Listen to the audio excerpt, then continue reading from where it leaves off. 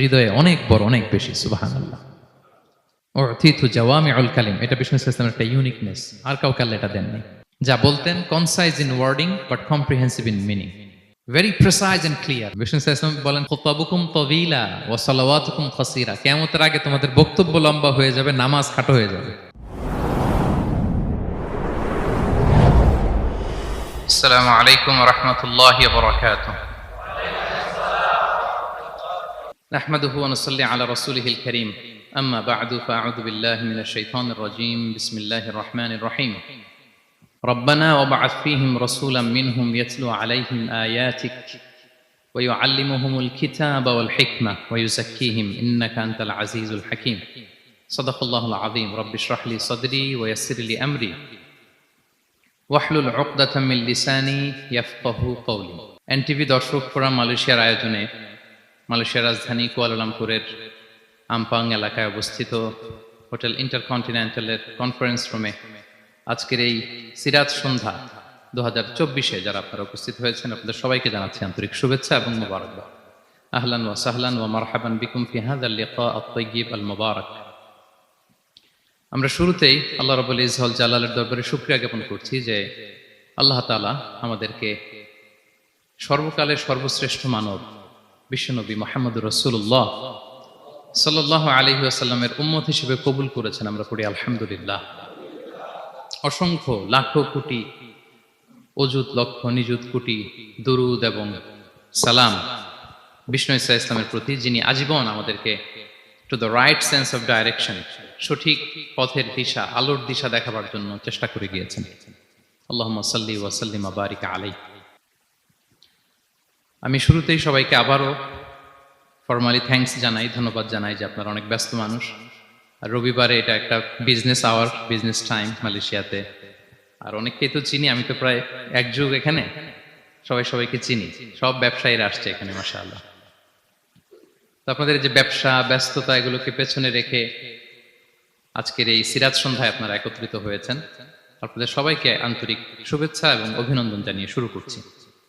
যে টপিকটি নিয়ে আমি কথা বলতে চাই সেটি হচ্ছে প্রিয় নবীজির স্বতন্ত্র বৈশিষ্ট্য অথবা প্রফিটিক ইউনিক ফিচার্স। আল্লাহ তাআলা বিষ্ণু ইসলামকে কিছু অনন্য বৈশিষ্ট্য দিয়েছিলেন, স্বতন্ত্র বৈশিষ্ট্য, যেটা আর অন্য কোনো নবীকে দেননি। শুধু আমাদের পেয়ারা হাবিবই পেয়েছিলেন এই বৈশিষ্ট্যগুলো। উনি ছাড়া পৃথিবীর দ্বিতীয় কেউ এই বৈশিষ্ট্যের অধিকারী হতে পারেন। এই অনন্য বৈশিষ্ট্য কি? সে সমস্ত স্বতন্ত্র বৈশিষ্ট্য যেগুলো দিয়ে আল্লাহ তাআলা বিষ্ণু ইসলামকে ধন্য করেছেন। এই বৈশিষ্ট্যগুলো নিয়ে আজকে আমরা জানবার চেষ্টা করব, কিভাবে আমাদের নবী unique, some distinctive characteristics of prophet Muhammad সাল্লাল্লাহু আলাইহি ওয়াসাল্লাম। এই টপিকের উপর আমরা কিছু কথা শুনবো ইনশাআল্লাহ। আমরা যদি একটু পেছন থেকে শুরু করি, ব্যাক টু দ্য হিস্ট্রি, তাহলে দেখবো এই যে বিষ্ণু ইসলাম 570 খ্রিস্টাব্দে আব্দুল্লাহ এবং আমেনা ওনাদের ঘর উজাড় করে আলোকিত করে পৃথিবীতে শুভাগমন করেছিলেন। এ ধরার বুকে ওনার শুভাগমনের 2000 বছর আগে সাইয়েদনা ইব্রাহিম আলাইহিস সালাম ওনার আগমনের জন্য আল্লাহ তাআলার কাছে প্রার্থনা করেছিলেন। We have to connect the dots. History বুঝতে হলে আপনাকে ডটগুলো একটু কানেক্ট করে নিতে হবে। বিষ্ণু ইসলাম এ ধরার বুকে শুভাগমনের 2000 বছর আগে মক্কার ধুধুমরু প্রান্তরে আল্লাহর খলিল ইব্রাহিম আলাইহিস সালাম আল্লাহর কাছে একটা দোয়া করেছিলেন। সেই দোয়াটি দিয়েই আমি শুরু করেছি। সূরাতুল বাকারার 129 নম্বর আয়াতে আল্লাহ তাআলা এই দোয়াটি, সাইয়েদনা ইব্রাহিম আলাইহিস সালামের দোয়াটি হুবহু কোট করেছেন। তিনি দোয়া করেছেন, রব্বানা ওয়াবআথ ফীহিম রাসূলাম মিনহুম ইয়াতলু আলাইহিম আয়াতিক ওয়া ইউআল্লিমুহুমুল কিতাবা ওয়াল হিকমাতা ওয়া ইউযাক্কিহিম ইন্নাকা আনতাল আজিজুল হাকীম। হে আমাদের রব, এই জনপদে তাদের মধ্য থেকে আপনি একজন রাসূল পাঠান, যিনি তাদেরকে আপনার আয়াত তেলাওয়াত করে শোনাবে, আপনার কিতাব শিক্ষা দিবে, প্রজ্ঞা শিক্ষা দিবে এবং তাদেরকে শুদ্ধাচারী বানাবে। এই দোয়াটা সাইয়েদনা ইব্রাহিম আলাইহিস সালাম করেছিলেন। আর এই দোয়ার বদৌলতে প্রায় 2000 বছর পরে ধরার বুকে বিষ্ণু ইসলামের আগমন। সুবহানাল্লাহ বিহামদিহি। এবং রাসূল সাল্লাল্লাহু আলাইহি ওয়াসাল্লাম প্রায় বলতেন, আনা দাওয়াতু আবি ইব্রাহিম, আমি আমার পিতা, আদি পিতা ইব্রাহিমের দোয়ার ফসল। আমার পিতা আমার জন্য দোয়া করেছিলেন।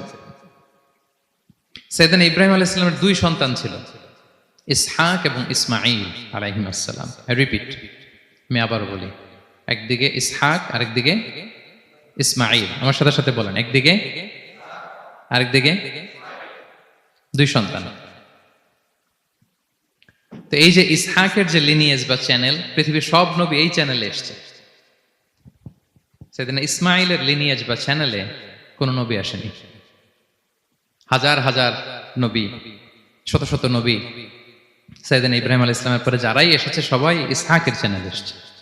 ইসমাইল আলাইহিস সালামের চ্যানেলে কোনো নবী নেই। এবং পৃথিবীর সব নবীরা ওনাদের উম্মতের কাছে বলতেন যে এই যে নবী আসার ধারাবাহিকতায় সর্বশেষ একজন নবী আসবেন, তিনি হবেন সবার সেরা, সবার সেরা নবী হবেন।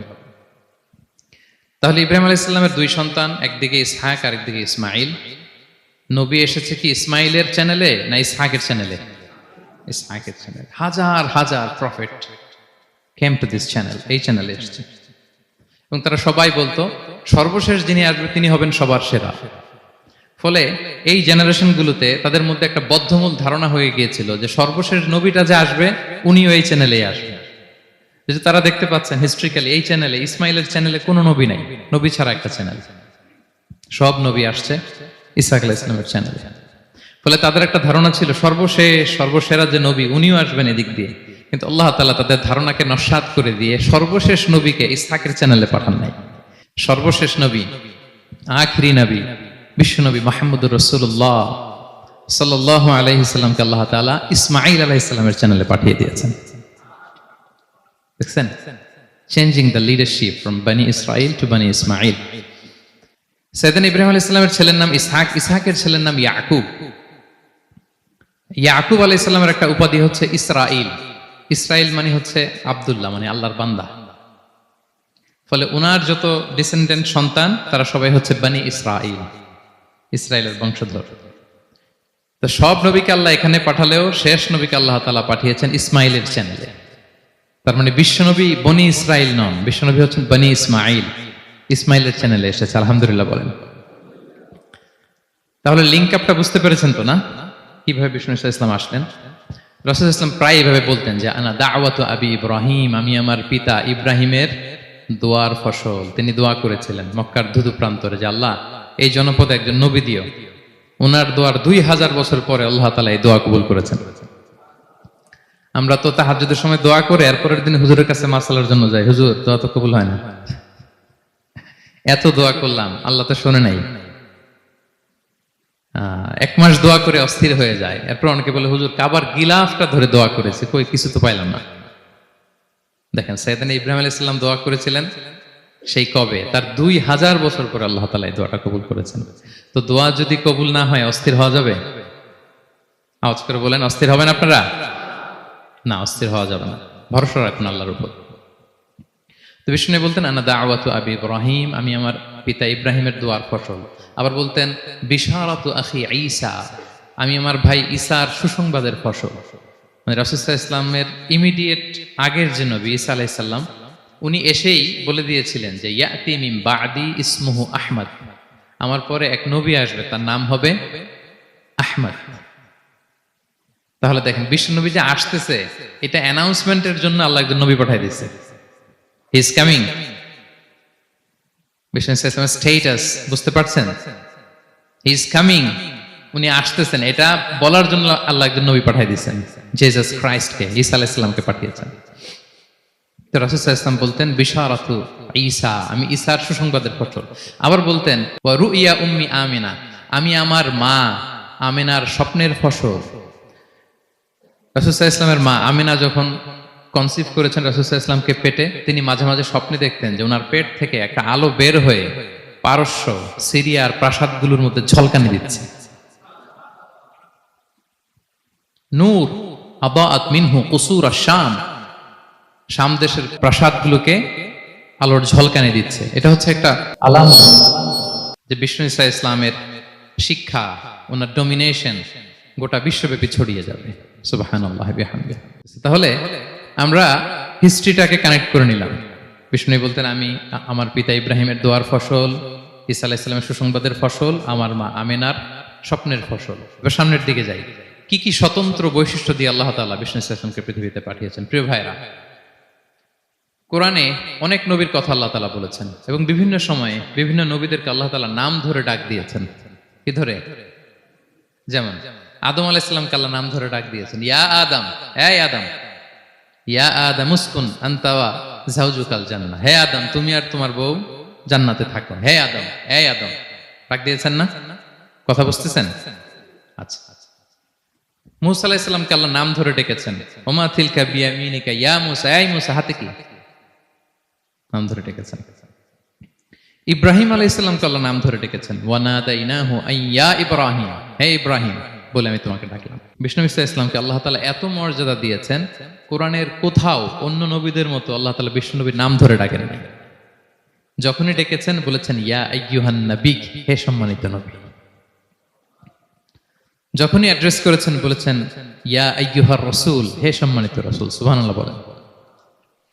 4 জায়গায় বিষ্ণু ইসা ইসলামের নাম এসেছে কোরআনে মুহাম্মদ নামে, আর এক জায়গায় আহমদ।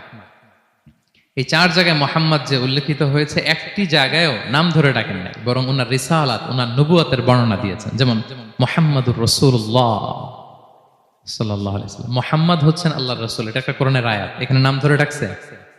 মুহাম্মদ হচ্ছেন আল্লাহর রাসূল, এখানে কি নাম ধরে ডাকা হয়েছে? না। ওমা মুহাম্মাদুন ইল্লা রাসূল ক্বাদ খালাত মিন ক্বাবলিহির রুসুল, মুহাম্মদ রাসূল ছাড়া কেউ নন, তার আগে এরকম অনেক রাসূল পৃথিবী থেকে চলে গিয়েছে। এই আয়াতে নাম ধরে ডাকছে? না। 4 বার মুহাম্মদ শব্দটা কোরআনে উল্লেখিত হয়েছে, একবারও নাম ধরে ডাকে নাই। সুবহানাল্লাহ পড়েন। আর একবার উল্লেখিত হয়েছে আহমদ, যেটা ঈসা আলাইহিস সালামের ভাষায় ইয়াতি মিন বাদি ইসমুহু আহমদ, আমার পরে এক নবী আসবে, তার নাম হবে আহমদ।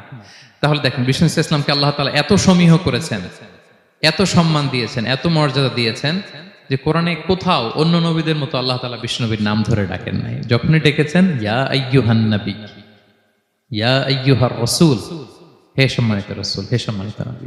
আলহামদুলিল্লাহ বলেন। এরপর বিষ্ণু ইসলাম বলতেন আনা সাইয়্যিদু ওয়ালদি আদম, আমি হচ্ছি আদম আলাইহিস সালামের যত সন্তান পৃথিবীতে আসবে সবার লিডার। সুবহানাল্লাহ বলবেন না? আনা সাইয়্যিদু ওয়ালদি আদম, আমি আদম আলাইহিস সালামের যত সন্তান আসবে, I am the leader of the all sons of আদম, আদমের সব সন্তানের লিডার হব আমি এই পৃথিবীতে। তিনি লিডার। এবং বিষ্ণুই বলেন আল্লাহ তাআলা যখন সব কিছু সৃষ্টি করলেন, পুরো খালকে যখন সৃষ্টি করলেন, 2টা ভাগ করলেন, ভালো আর খারাপ। আমি মুহাম্মদ সাল্লাল্লাহু আলাইহি ওয়াসাল্লামকে আল্লাহ তাআলা ভালোর মধ্যে ঢুকায় দিলেন। এই ভালো মানুষগুলোর মধ্যে থেকে আল্লাহ অনেকগুলো গোত্র নির্বাচিত করলেন, আমাকে সবচেয়ে শ্রেষ্ঠ গোত্রে ঢুকায় দিলেন। এই গোত্রগুলোর মধ্যে অনেকগুলো বাড়ি আছে, সবচেয়ে শ্রেষ্ঠ বাড়িতে আল্লাহ তাআলা আমাকে ঢুকায় দিলেন। সুবহানাল্লাহ ওয়া বিহামদিহি। আরেক বর্ণনায় এসেছে যে আল্লাহ তাআলা ইসমাঈল আলাইহিস সালামের বংশধরদের মধ্য থেকে কেনানাকে সিলেক্ট করেছেন। কেনানার মধ্য থেকে আল্লাহ কুরাইশকে সিলেক্ট করেছেন। কুরাইশের মধ্য থেকে আল্লাহ তাআলা বনু হাশিমকে সিলেক্ট করেছেন। বিষ্ণু ইসলাম কিন্তু হাশিমি খানদানের। কুরাইশের মধ্য থেকে তিনি বনু হাশিমকে সিলেক্ট করেছেন, আর বনু হাশিমের মধ্য থেকে আল্লাহ তাআলা আমাকে সিলেক্ট করেছেন। সুবহানাল্লাহ ওয়া বিহামদিহি। এবং তিনি বলতেন ওয়া আনা হামিলু লিওয়াইল হামদি ইয়াউমাল কিয়ামাতি ওয়া তাহতাহু আদম, কিয়ামতের দিন আমি প্রশংসার পতাকা নিয়ে দাঁড়িয়ে থাকবো কিয়ামতের ময়দানে, আর ওই পতাকার নিচে স্বয়ং আদম আলাইহিস সালাম থাকবে। ওনার হাতে থাকবে প্রশংসার পতাকা। প্রিয় ভাই, তাহলে 1 নাম্বার পেয়ে গেলাম। ওনার অনন্য বৈশিষ্ট্য হচ্ছে উনি সাইয়্যিদু ওয়ালদি আদম, পৃথিবীতে যত মানুষ এসছে সবার লিডার হবেন তিনি। হি ইজ দ্য লিডার। তিনি কি? সবাই বলুন, তিনি কি? আচ্ছা, লিডারের কাজ কি বলেন তো? অনেক লিডার আছে আমাদের সামনে, ভবিষ্যৎ লিডার। মাশাআল্লাহ, তাবারাকাল্লাহ। Leader is someone who knows the way, shows the way and goes the way. নেতা হচ্ছে সে জানে কোন রাস্তায় সে চলবে এবং সে অন্যকে রাস্তা দেখাতে পারে এবং সবাইকে নিয়ে ওই রাস্তায় চলে। হি ইজ দ্য লিডার। আচ্ছা, লিডার যদি কথা বলতে না পারে, এটা লিডার? নেতা এটা কি? সে লিডার হতে পারবে না। নেতাকে বক্তব্য করতে জানতে হয়, স্পষ্ট ভাষায় কথা বলতে জানতে হয়, ঠিক কিনা বলেন? আমরা যদি দেখি যে রাসূল সাল্লাল্লাহু আলাইহি ওয়াসাল্লামের এই কোয়ালিটি ছিল কিনা, বক্তব্য দেওয়ার পারঙ্গমতা ছিল কিনা ওনার। রাসূল সাল্লাল্লাহু আলাইহি ওয়াসাল্লাম বলতেন উতিতু জাওয়ামিউল কালিম, আল্লাহ তাআলা আমাকে জাওয়ামিউল কালিম দিয়েছে। জাওয়ামিউল কালিম মানে কি? তিনি বলতেন কম, এটার অর্থ বেশি। কথা বলতেন 1-2 শব্দের, কিন্তু এটার যে দোতনা, এটার যে আবেদন, এটা মানুষের হৃদয়ে অনেক বড়, অনেক বেশি। সুবহানাল্লাহ। সে ১৫০০ বছর আগে বলে গিয়েছেন, আজও আমরা শুনে অবাক হই, ঠিক কিনা বলেন? উতিতু জাওয়ামিউল কালিম, এটা বিষ্ণু ইসলামের একটা ইউনিকনেস, আর কাউকে আল্লাহ এটা দেননি। অল্প বলতেন, মানুষের হৃদয়ে টাচ করে ফেলতেন। সুবহানাল্লাহ। তিনি ছিলেন সর্বমর্ম বাচনভঙ্গির অধিকারী। যা বলতেন concise in wording but comprehensive in meaning. শব্দে এটা ছোট কম, কিন্তু ভেরি কম্প্রিহেন্সিভ। বোঝায়, ব্যাখ্যা, এক্সপ্লেনেশন এটার অনেক বেশি। Very precise and clear. যা বলতেন প্রিসাইজ এন্ড ক্লিয়ার। কতটা প্রিসাইজ এন্ড ক্লিয়ার আম্মা জান আয়েশা বলেন, ওনার স্ত্রী কি বলেন আমাদের আম্মা জান শোনেন। তিনি বলতেন লাউ আদ্দাহু লাআদ্দু লা আহসাহু। বিষ্ণু ইসলাম এত প্রিসাইজ এন্ড ক্লিয়ার বক্তব্য দিতেন, কেউ যদি গুনতে চাইতো দেখি কয়টা বাক্য বলছে গোনা যেত। কেউ যদি গুনতে চাইতেন এখানে কয়টা শব্দ ছিল তাও গোনা যেত। ওনার বক্তব্যে কয়টা বাক্য কয়টা শব্দ এটা গোনা যেত, কারণ ছোট বক্তব্য দিতেন। আমরা তো লম্বা চড়া বক্তব্য না দিলে হয় না। অল্পতে শেষ করলে বলে হুজুর কি বললেন, ওয়াজ তো করলেন না। অল্পতে শেষ করলে বলে মন ভরে নাই, আরেকটু বলেন।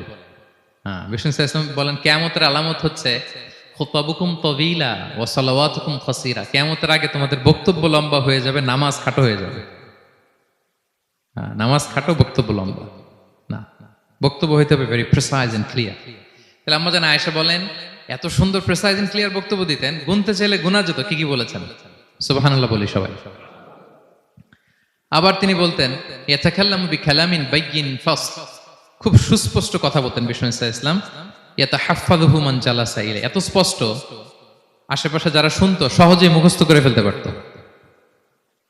যে সাহাবারা এত হাদিস বর্ণনা করেছে কিভাবে? কারণ ভেরি প্রিসাইজ এন্ড ক্লিয়ার, শুনলেই মুখস্থ হয়ে যায়। আমরা নবীর এত হাদিস বলতে পারি কিভাবে? Very precise and clear. কারো কথা তো মনে থাকে না, ওনার কথা মনে থাকে কি করে? ভেরি প্রিসাইজ এন্ড ক্লিয়ার, শুনলেই মনে রাখা যায়। আবার গুরুত্বপূর্ণ কথা 3 বার বলতেন। কয়বার? 3 বার। একবার তিনি বলতেছেন আত্তাকওয়া হা হুনা হা হুনা হা হুনা। তাকওয়া আছে এখানে এখানে এখানে। আমরা তো তাকওয়া বানায় ফেলছি এখানে। তাকওয়া বানায় ফেলছি জুব্বার ভিতরে, এই টুপির ভিতরে, তসবির ভিতরে বানায় ফেলছি তাকওয়া, তাই না? কিন্তু বিষ্ণু ইসলাম কি বলেছেন দেখেন, তিনি বলেন আত্তাকওয়া হা হুনা। তাকওয়া থাকে কোথায়? হৃদয়ে। ওয়া ইউশিরু ইলা সাদরিহি সালাসা মাররাত। 3 বার ইঙ্গিত করেছেন। হ্যাঁ, দাড়ি, টুপি, জুব্বা, তাসবিহ অনেক গুরুত্বপূর্ণ অনুষঙ্গ ইসলামের, কিন্তু আসল তাকওয়া থাকে কোথায়? হৃদয়।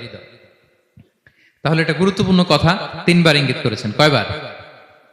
তাহলে এটা হচ্ছে বিষ্ণু ইসলামের একটা ইউনিকনেস। কথা বলতেন কম, এটার দোতনা, এটার আবেদন মানুষের হৃদয়ে ছাপিয়ে যেত। উতিতু জাওয়ামিউল কালিম। বিষ্ণু বলেন আল্লাহ তাআলা আমাকে জাওয়ামিউল কালিম দিয়েছে, আমি বলি কম কিন্তু এটার মিনিং অনেক স্ট্রং। বিষ্ণু ইসলাম আবার বলেছেন যে নুসিরতু বির-রু'বি মাসিরাতা শাহর। আল্লাহ তাআলা আমাকে ভয় দিয়ে সাহায্য করেছেন। কি দিয়ে?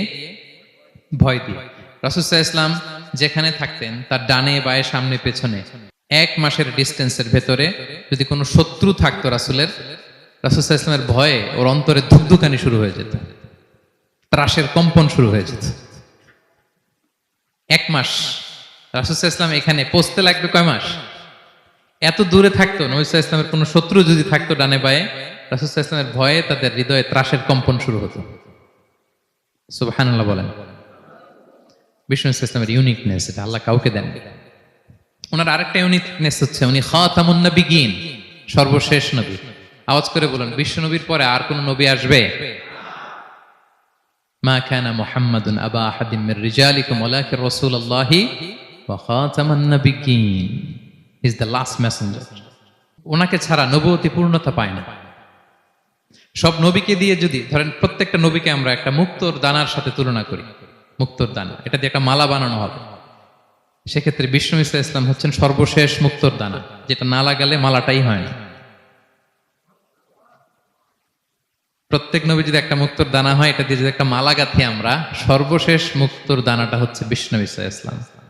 এটা ছাড়া মালা পূর্ণতা পায় না। ওনার মাধ্যমে the door of prophecy is closed.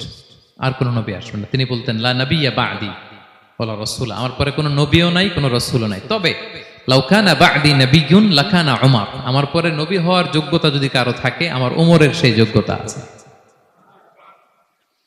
এখন যদি কেউ দাবি করে আমি নবী, কি করবেন?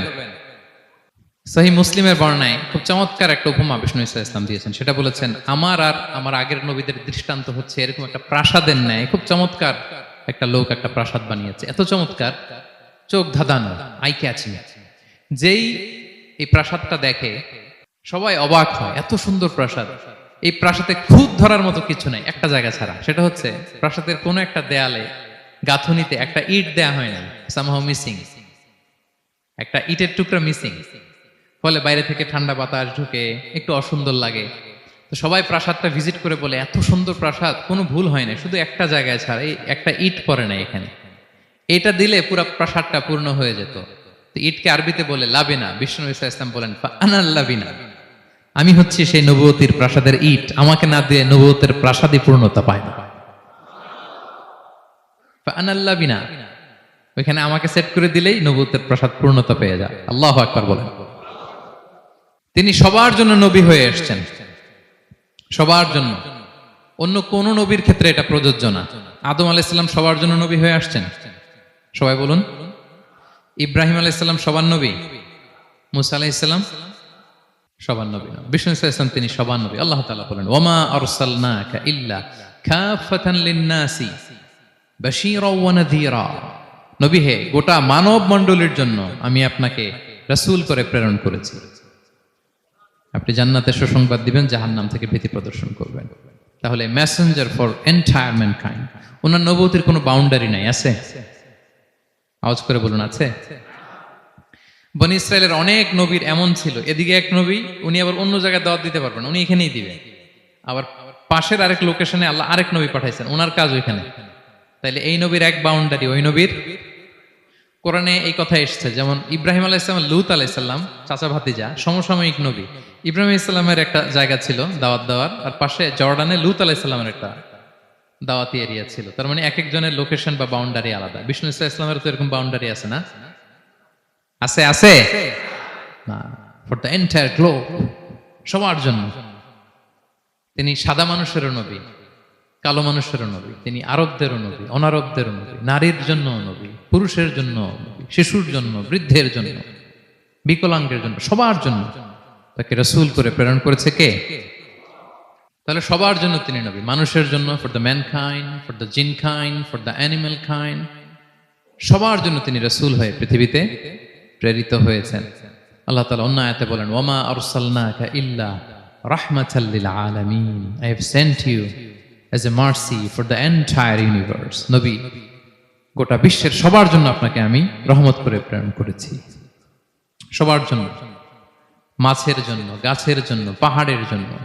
তিনি শুধু আমাদেরই নবী নন, সবার নবী তিনি। এমনকি পশু পাখি বিষ্ণু ইসলামকে দেখে চিনতে পারতেন। একবার এক আনসারি সাহাবীর খেজুর বাগানে বিষ্ণু ইসলাম ঢুকলেন। এক উট এসে কাঁদতে লাগলো বিষ্ণু ইসলামের কাছে। বিষ্ণু নবী আদর করে দিলেন। কানে কানে কি যেন বললো, বিষ্ণু ইসলাম সাহাবাদের বললেন, তোমরা জানো সে কি বলেছে? সে বলেছে যে তার মনিব তাকে দিয়ে কাজ করায় অনেক, কিন্তু খাবার দেয় না। বিষ্ণু ইসলামকে সে চিনতে পেরেছে, বিষ্ণু ইসলামের কাছে এসে অভিযোগ দিয়েছে। এবং তিনি যখন নবী হবেন ভাব 6 মাস আগ দিয়ে, নবী হওয়ার আগে দিয়ে কিছু কিছু ঘটনা ঘটতো। তো বিষ্ণু ইসলাম বলেন, আমি প্রায় যখন মক্কার উপত্যকার পাশ দিয়ে যেতাম, বিভিন্ন পাথরের মধ্যে থেকে আমি আওয়াজ শুনতাম, আসসালামু আলাইকা ইয়া রাসূলুল্লাহ। মদিনায় অবস্থানরত অবস্থায় বিষ্ণু ইসলাম বলেছেন যে এখন যদি আবার মক্কায় যেতে পারতাম, তোমাদেরকে পাথরটা দেখাতে পারতাম। আমি পাহাড়ের পাশ দিয়ে যখন যেতাম, পাথর থেকে আওয়াজ আসতো, আসসালামু আলাইকা ইয়া রাসূলুল্লাহ। তার মানে পাথর নবীকে চিনত কি চিনত না? বলেন বলেন। তাহলে প্রাণী চিনেছে নবীকে, পাথর চিনেছে, গাছ নবীকে চিনত। মসজিদে নববীতে খেজুরের গাছ দিয়ে পিলার করা হতো। বিষ্ণু ইসলাম একটা খেজুর গাছের মরা খেজুর গাছের পিলারের মধ্যে হেলান দিয়ে তিনি খুতবা দিতেন। বিষ্ণু নবীর বড় কষ্ট হতো। তো এক সাহাবী বলেন, ইয়া রাসূলুল্লাহ, আমার একজন কাঠ মিস্ত্রি পরিচিত আছে, আপনি বললে আপনাকে একটা মিম্বার বানায় দিব। কি বানায় দিব? মিম্বার চিনেন তো না? কি করে, জুমার খুতবা দেয় না বসে? তো সাহাবী বলে, ইয়া রাসূলুল্লাহ, আমার এক কাঠ মিস্ত্রি আছে, আমি একটা মিম্বার বানায় দিব আপনাকে, আরাম হবে, বসে বসে খুতবা দিবেন। বিষ্ণু ইসলাম বলেন, ঠিক আছে, নিয়ে আসো। কিছুদিন পরে ওটা নিয়ে আসা হলো। ফলে লোকেশন চেঞ্জ হলো। আগে একটা মরা খেজুর গাছের পিলারের মধ্যে হেলান দিয়ে কথা বলতেন। এবার ওই যে মিম্বার সেট করা হয়েছে ওই পাশে, ওখানে বসে বসে এখন তিনি নাসিহাত করেন। তো একদিন আলোচনা করার সময় হঠাৎ সাহাবারা কান্নার আওয়াজ শুনতে পেল। কিসের আওয়াজ? সহিহ বুখারীর বর্ণনা, কান্নার আওয়াজ শুনতে পেলেন। তাও 10 মাস গর্ভধারিণী উটের কান্নার আওয়াজের মতো। সাহাবারা ভয় পেয়ে গেলেন, কই কোনো উট তো না, এটা তো মসজিদ, মসজিদের ভিতরে কান্নার আওয়াজ। বিষ্ণু সাল্লাল্লাহু আলাইহি ওয়াসাল্লাম বুঝতে পারলেন। তিনি মিম্বার থেকে নেমে যে ওই যে আগে যেই মরা খেজুর গাছের পিলারের মধ্যে হেলান দিয়ে ওয়াজ করতেন, ওই পিলারটারে আদর করতে আরম্ভ করলেন। বিষ্ণু সাল্লাল্লাহু আলাইহি ওয়াসাল্লাম হাত দিয়ে যখন আদর করলেন, ফাসাকানা, তার কান্না বন্ধ হয়ে গেল। তখন বিষ্ণু সাল্লাল্লাহু আলাইহি ওয়াসাল্লাম বললেন যে তোমরা বুঝতে পারোনি এটা কিসের আওয়াজ? এটা হচ্ছে ওই মরা খেজুর গাছের আওয়াজ। আমার বিরহে, আমাকে যে পায় না, তার গায়ে আমার পিঠ মোবারক লাগিয়ে আমি ওয়াজ করতাম, আমার বিরহে মরা খেজুর গাছ থেকে কান্নার শব্দ এসেছে। আজ ওই জায়গাটা চিহ্নিত করা আছে। এটাকে বলে মসজিদে নববীতে আল উস্তুয়ানাতুল হান্নান। হান্নানা মানে কাঁদে এমন পিলার। সুবহানাল্লাহ বিহামদিহি। তাহলে পাথর বিষ্ণু সাল্লাল্লাহু আলাইহি ওয়াসাল্লামকে সালাম দিয়েছে, প্রাণী বিষ্ণু সাল্লাল্লাহু আলাইহি ওয়াসাল্লামের সাথে কথা বলেছে, মরা গাছ, খেজুরের গাছ বিষ্ণুনবীর বিরহে কেঁদেছে। সুবহানাল্লাহ বিহামদিহি। বিষ্ণু সাল্লাল্লাহু আলাইহি ওয়াসাল্লামের ইউনিকনেস, ইউনিক ফিচার এগুলো। বিষ্ণু সাল্লাল্লাহু আলাইহি ওয়াসাল্লাম, আমরা যেমনি মাঝে মাঝে আমাদের লাইফে আপস এন্ড ডাউনস থাকে, ওনার জীবনেও ছিল। একটা সময় ছিল বিষ্ণু সাল্লাল্লাহু আলাইহি ওয়াসাল্লামের এমন এসেছে যে ওনাকে ঘরে শেল্টার দিতেন ওনার স্ত্রী খাদিজাতুল কুবরা তাহেরা রাদিয়াল্লাহু তাআলা আনহা। মেন্টালি সাপোর্ট দিতেন, ফিনান্সিয়ালি সাপোর্ট দিতেন। উনি মারা গেলেন। পলিটিক্যাল সাপোর্ট দিতেন চাচা আবু তালেব, উনিও মারা গেলেন। কই যাবেন উনি? নেইবরিং সিটি তায়েফে গেলেন দাওয়াত নিয়ে, সেখানেও নির্মম অত্যাচারের শিকার হলেন, প্রত্যাখ্যাত হলেন। ওনার হৃদয়টা ভেঙে খান খান, কষ্টে বেদনায় জর্জরিত হয়ে বিষ্ণু সাল্লাল্লাহু আলাইহি ওয়াসাল্লামের মন বড্ড খারাপ। বিষ্ণু সাল্লাল্লাহু আলাইহি ওয়াসাল্লামের এই ভঙ্গুর মনকে ভালো করে দেবার জন্য, সারপ্রাইজ দেবার জন্য আল্লাহ তাআলা আসমানি মিটিং এর জন্য বিষ্ণু সাল্লাল্লাহু আলাইহি ওয়াসাল্লামকে স্পেশালি ইনভিটেশন পাঠিয়েছেন। কোন নবীকে আল্লাহ এটা পাঠান নাই। কোন নবীকে আল্লাহ তাআলা ঊর্ধ্ব জগতের স্পেশাল ডিভাইন ঐশী মিটিং এর জন্য কোনো ইনভিটেশন পাঠান নাই, বিষ্ণু সাল্লাল্লাহু আলাইহি ওয়াসাল্লামকে পাঠিয়েছেন। সুবহানাল্লাহ পড়েন। মেরাজের ঘটনা আমরা জানি না? আল্লাহ তাআলা সূরাতুল ইসরাতে বলেন, সুবহানাল্লাযী আসরা বিআবদিহি লাইলাম মিনাল মাসজিদিল হারামি ইলাল মাসজিদিল আকসা। মসজিদুল হারাম থেকে আল্লাহ তাআলা বিষ্ণু সাল্লাল্লাহু আলাইহি ওয়াসাল্লামকে মসজিদুল আকসাতে নিয়ে গিয়েছেন। এই ইসরা মেরাজ 2 পার্ট। প্রথমে এটা শুরু হয়েছে মক্কা থেকে, মসজিদুল হারাম থেকে মসজিদুল আকসা পর্যন্ত। মসজিদুল আকসায় উনি একটা স্টেশন দিয়েছেন, তারপর ওখান থেকে ঊর্ধ্ব জগতের কাহিনী শুরু হয়েছে। আল্লাহ তাআলার স্পেশাল কিছু নিদর্শন দেখানোর জন্য, বিষ্ণু সাল্লাল্লাহু আলাইহি ওয়াসাল্লামকে সান্ত্বনা দেওয়ার জন্য, ওনার মন ভালো করে দেওয়ার জন্য আসমানে ইনভিটেশন পাঠিয়েছেন। আল্লাহু আকবার। কোন নবীকে আল্লাহ তাআলা এই মর্তবা দেন নাই, বিষ্ণু সাল্লাল্লাহু আলাইহি ওয়াসাল্লামকে দিয়েছেন। ইউনিক ফিচার, কেউ পাননি এটা। এবং এই যে বললাম, তিনি মক্কা থেকে প্যালেস্টাইনে একটা স্টেশন দিয়েছেন, মসজিদুল আকসায় স্টেশন দিয়েছিলেন। তো তিনি বললেন, আমি যখন মসজিদুল আকসায় ঢুকলাম, দেখি সব নবীরা আমার জন্য অপেক্ষা করতেছে। সকল নবীরা, আমার আগে যত নবীরা এসেছিল সব নবীরা অপেক্ষা করতেছে। ফাহানাতিস সালাহ, নামাজের ওয়াক্ত হলো। ফাআমামতুহুম, এই সব নবীদেরকে নিয়ে আমি নামাজের ইমামতি করেছি। সব নবীদেরকে নিয়ে বিষ্ণু সাল্লাল্লাহু আলাইহি ওয়াসাল্লাম মসজিদুল আকসা ইমামতি করেছেন। এই সুযোগ আর অন্য কোন নবী পেয়েছে কি? আওয়াজ করে বলেন, পেয়েছে? ইউনিক ফিচার বিষ্ণু সাল্লাল্লাহু আলাইহি ওয়াসাল্লামের। মেরাজে গিয়েছেন, ইউনিক ফিচার। সবাইকে নিয়ে ইমামতি করেছেন, ইউনিক ফিচার। বিষ্ণু সাল্লাল্লাহু আলাইহি ওয়াসাল্লামের আরেকটা ইউনিক ফিচার হচ্ছে, উনি ঘুমালে ওনার অজু ভাঙতো না। অজু অবস্থায় ঘুমাইলে আবার যদি নামাজ পড়তে চাই, পড়া যাবে? কি করতে হবে? অজু করতে হবে। কিন্তু বিষ্ণু সাল্লাল্লাহু আলাইহি ওয়াসাল্লাম ঘুমালে অজু ভাঙতো না। বিষ্ণু সাল্লাল্লাহু আলাইহি ওয়াসাল্লাম বলতেন, ইন্না আইনাইয়া তানামান ওয়ালা ইয়ানামু কলবি, আমার চোখ ঘুমায় কিন্তু আমার অন্তর ঘুমায় না। সর্বাবস্থায়, জাগ্রত অবস্থায়, ঘুমন্ত অবস্থায় বিষ্ণু সাল্লাল্লাহু আলাইহি ওয়াসাল্লামের হৃদয় আল্লাহর জিকিরে ব্যস্ত থাকতো। ইবনে আব্বাস রাদিয়াল্লাহু তাআলা আনহু তিনি বর্ণনা করেন, তিনি বলেন, আমি একবার আমার খালার বাড়িতে রাতে ঘুমাতে গিয়েছিলাম। ছোট মানুষ তখন ইবনে আব্বাস। রাসূল সাল্লাল্লাহু আলাইহি ওয়াসাল্লাম ওনার খালু, আবার রাসূল সাল্লাল্লাহু আলাইহি ওয়াসাল্লাম কাজিন, চাচাতো ভাই, অনেক সম্পর্ক, বয়সে ছোট। বলেন যে রাতে আমার খালা মাইমুনা, রাসূল সাল্লাল্লাহু আলাইহি ওয়াসাল্লামের একজন স্ত্রী, আমাদের আম্মাজান মাইমুনা বিনতুল হারিসের বাড়িতে আমি ঘুমাতে গেলাম। আমি ফলো করতাম নবী কি করতেন। তো দেখলাম মাঝরাতে তিনি উঠলেন, উঠে তাহাজ্জুদের নামাজ পড়লেন। কি বললেন? তাহাজ্জুদ পড়লেন। পরে বিষ্ণু সাল্লাল্লাহু আলাইহি ওয়াসাল্লাম একটু ঘুমালেন। এমন ঘুম, হাত্তা সামি'তু গতীতাহ, ঘুমালে গভীর ঘুমের কারণে শ্বাস প্রশ্বাসের একটা মৃদু শব্দ হয় না বাতাসের? দেখেন কত চমৎকার পর্যবেক্ষণ করতেন তিনি। ইবনে আব্বাস বলেন, হাত্তা সামি'তু গতীতা সাউতি, তার ঘুমের কারণে শ্বাস প্রশ্বাসের যে আওয়াজ, শ্বাস আসতেছে বের হচ্ছে, এটাও আমি কানে শুনতে পেলাম। মানে ভারী ঘুম, তার মানে কি ভারী ঘুম। তারপর দেখলাম বেলাল ফজরের আজান দিল, বিষ্ণু ইসলাম ওই ঘুম থেকে উঠে আবার নতুন করে ওযু না করেই যে ফজরের নামাজ পড়লেন।